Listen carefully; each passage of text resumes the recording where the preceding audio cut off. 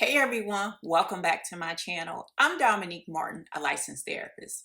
Have you ever found yourself bringing up something your partner did months or even years ago? Maybe it comes up during an argument. Maybe it's always sitting in the back of your mind. Or maybe you tell yourself you've forgiven them, but deep down, you still carrying the hurt. Holding grudges is one of the biggest things that damages relationships. And not because of the past itself, but because of what the grudge represents. Today, we're talking about why partners hold grudges and what it actually signals in a relationship. And most importantly, how couples can begin moving forward. So, people often believe relationships fall apart because a partner made a mistake. Many couples think that the problem is the original mistake, not being truthful or not keeping your word or feeling ignored or feeling criticized or not feeling emotionally supported. And those things absolutely matter. But what slowly destroys relationships ain't always the mistake itself. It's what happens afterwards. So when emotional pains never fully heal, resentment may quickly show up in the relationship, and the emotional pain never really leaves. Instead, it waits.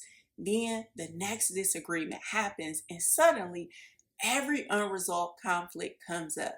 So, what looks like an argument about maybe dirty dishes or texting back late or forgetting something is often about something much deeper.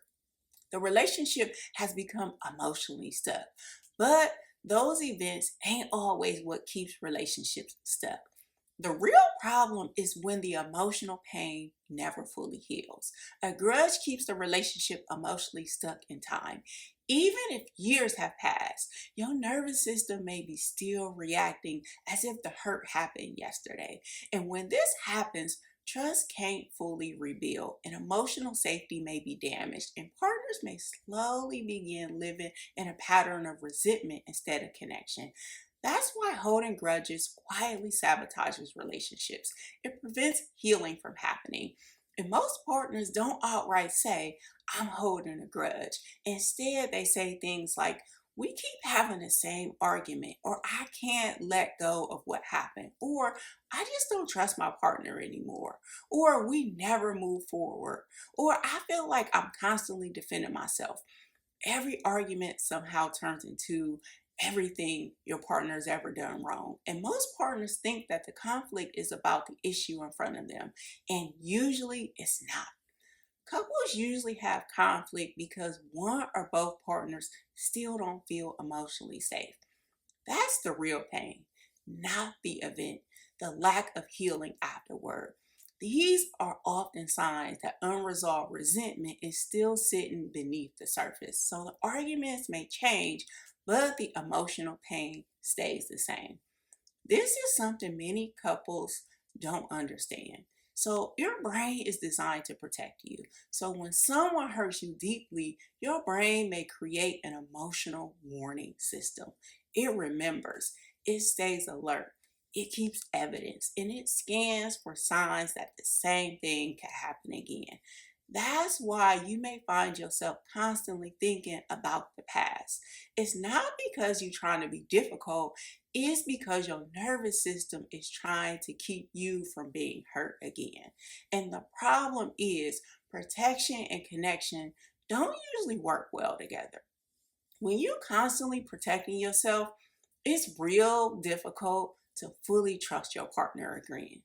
Holding grudges is usually about protection, and grudges usually develop because something important never got repaired. Maybe your partner apologized but never truly understood how deeply they hurt you. And sometimes the hurt was never genuinely acknowledged. Or maybe they wanted you to just move on before trust had been rebuilt. Or maybe the same behavior kept happening over and over.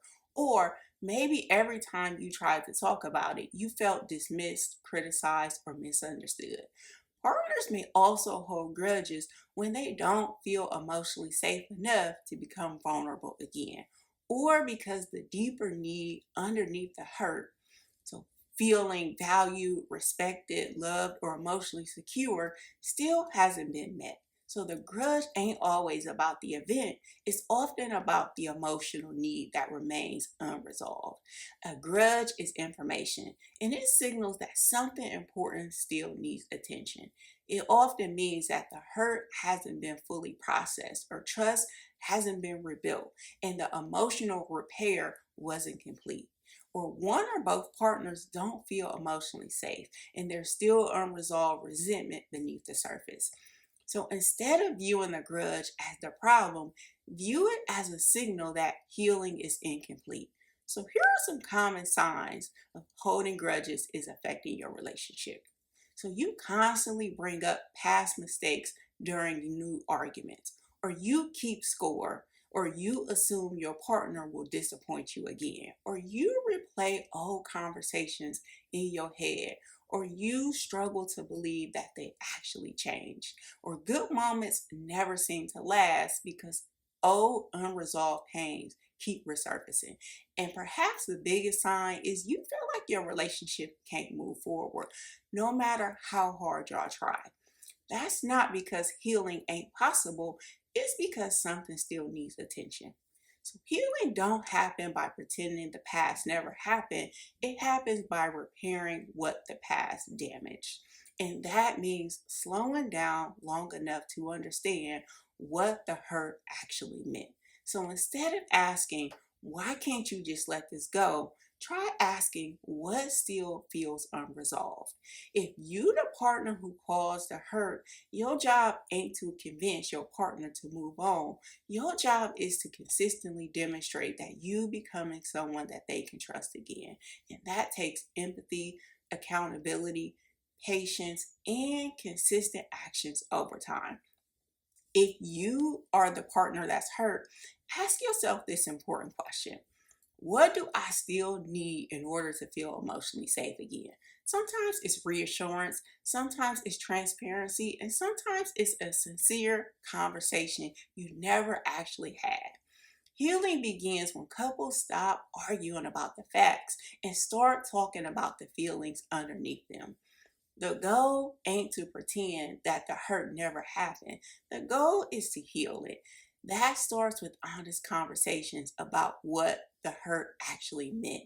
Not just what happened, but how it affected y'all emotionally. The partner who caused the hurt may need to focus less on defending themselves and more on understanding the emotional impact. And the partner who may feel hurt may need emotional safety to express their pain. Trust ain't rebuilt through one apology, it's rebuilt through repeated experiences of emotional safety. This is how to stop holding grudges and start moving forward. First, identify what still feels unresolved. Ask yourself, what do I still need in order to feel emotionally safe again? Second is stop arguing about the event and start talking about the emotional underlining. Third is focus on today's relationship, not just yesterday's mistakes. So pay attention to evidence that your partner is changing or making effort to repair, if they truly are. And also recognize that forgiveness don't mean forgetting. It means choosing not to let the past permanently define the future. Every lasting relationship may have experienced hurt. And what determines whether a relationship makes it or not ain't whether mistakes happen, it's whether partners learn how to repair after those mistakes. If you constantly bringing up the past, feeling stuck or unable to move forward, it's telling you that something still needs healing. And when couples learn how to address those deeper emotional pains, instead of arguing about the surface issues, real change becomes possible. Thank you so much for joining me on this video. If you found this video helpful, don't forget to like, comment, and subscribe for more relationship insights. As always, stay motivated and I'll see you on the next video.